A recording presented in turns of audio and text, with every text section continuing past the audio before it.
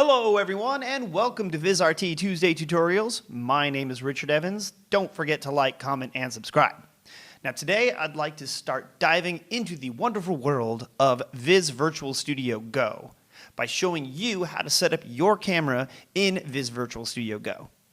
So Viz Virtual Studio Go is a system that allows you to create immersive augmented reality editions to your show by taking data that would normally be displayed in, say, like a PowerPoint, like, say, a graph or a chart, etc., and embed it into your broadcast, even allowing for camera panning, tilt, and zoom to create cool-looking augmented reality graphics while never taking your viewer's eye away from your on-screen talent. Great for education, business, you name it. But we're going to start real simple today, just showing you step one, which is incorporating your Vizrt PTZ camera feeds. So, let me show you how it's done, son. All right, so I am in the Viz Virtual Studio Go interface. So the first thing I want to show you guys is, actually, I want to show you what this is going to look like. So what Viz Virtual Studio Go can do. So let me go ahead, and I have one of my camera presets set up here. I'm going to zoom out and show you the whole of my studio. We're building a new one here, I swear. So it's going to look a lot nicer here, but I wanted to show you some of the stuff. So let's see here. So what you can do within Viz Virtual Studio Go is create some augmented reality graphics for things like PowerPoint presentations, things like that, because obviously cutting to a PowerPoint can be kind of boring. We've all heard death by PowerPoint before, just kind of fall asleep whenever we're looking at PowerPoint. So this goes around that. So I made this quick little bar graph here to show you, a bar chart, to show you what it can do. So cool, I have this little bar chart. It doesn't really have anything in there at the moment, just some random data. But as you can see, I can now bring in augmented reality graphics into my show. So pretty awesome. And then you see that I also have some cool dynamic lighting here. So I put it up a little bit here over my desk, so you can see that I have some shadows underneath it, things like that. So that allows me to still be on screen and interact with things. I mean, obviously I'm sitting down because my microphone's here, but I just wanted to show you how that looks first. Okay, so let's go ahead and take a look at the setup so we can bring in our camera feed here. So let me go back to my close-up shot.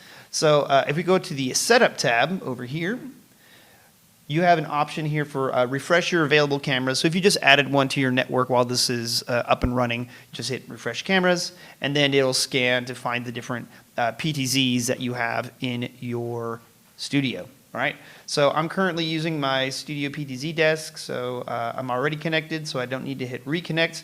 But this field right here, this is an important one, the camera height.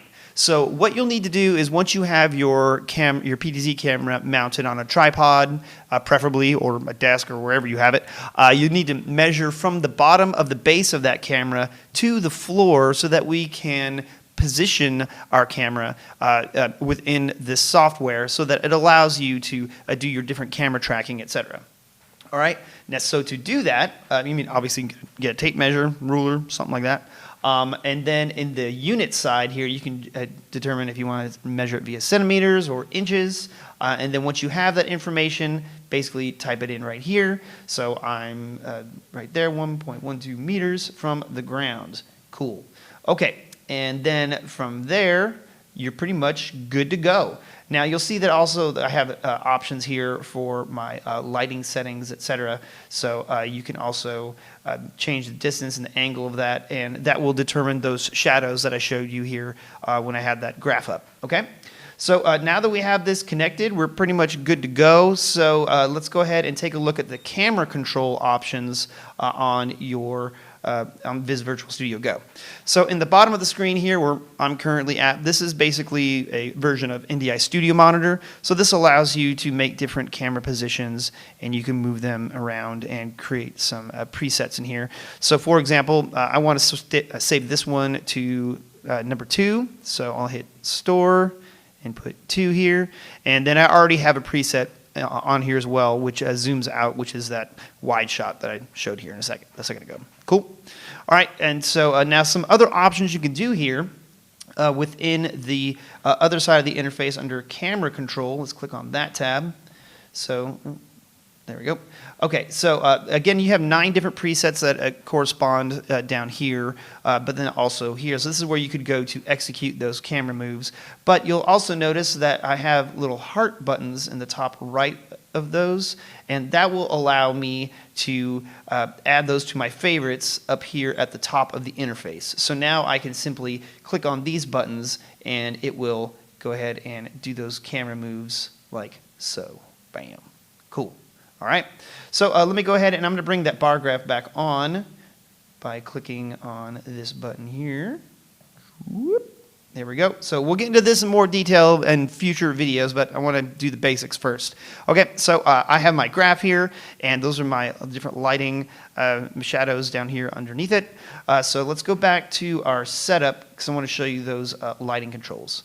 So under light settings here, under distance, I can move the slider up and down, and you'll see when I do that it adjusts the shadow of my graph here.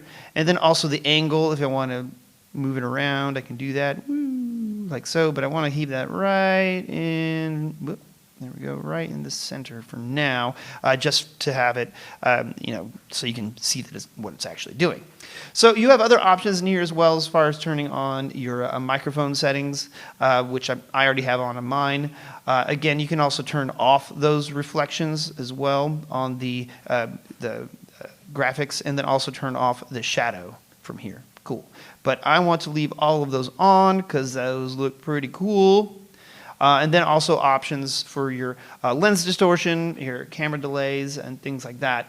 But for the most part, once you have your measurement set up, you're pretty much good to go, and then you could start executing these cool graphics in real time, which is awesome. I'm really excited about playing around with this and showing you a lot of the cool features that it can do.